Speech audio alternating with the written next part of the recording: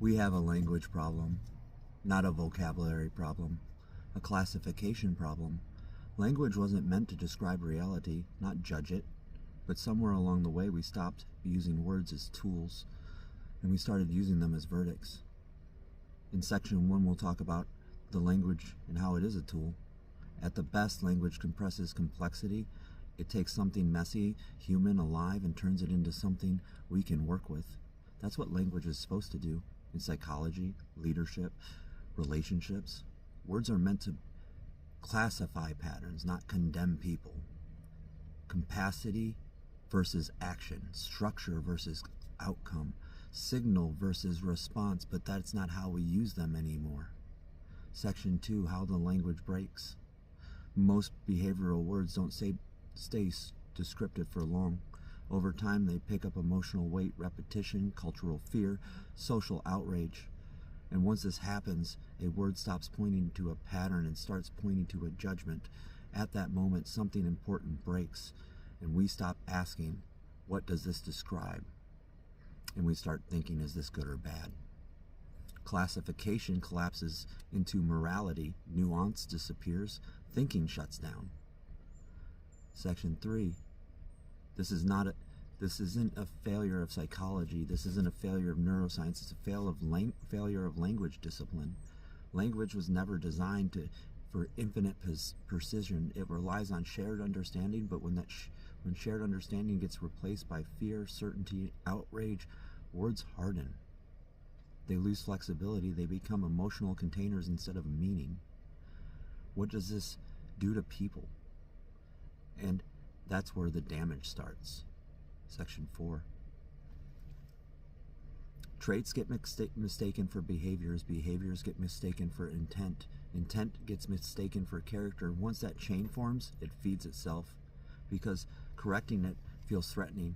It destabilizes the categories people rely on to feel safe in certain in the world. So conversations never reach structure.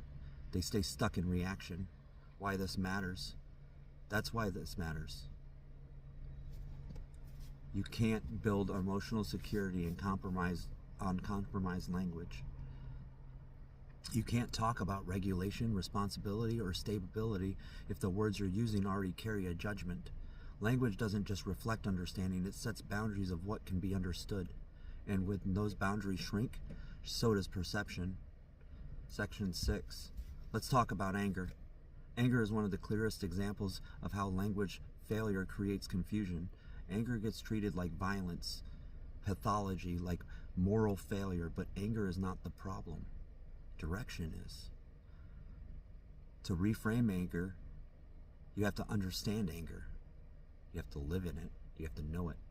Unregulated anger can destroy. That's real.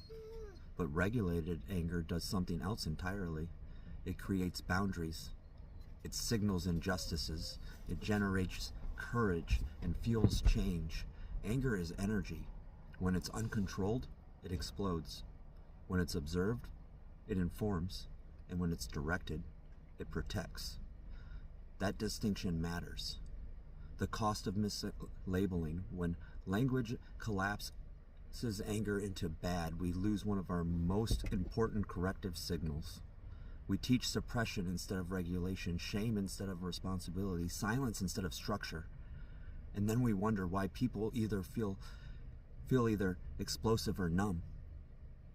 This book starts here with language. This is chapter 1.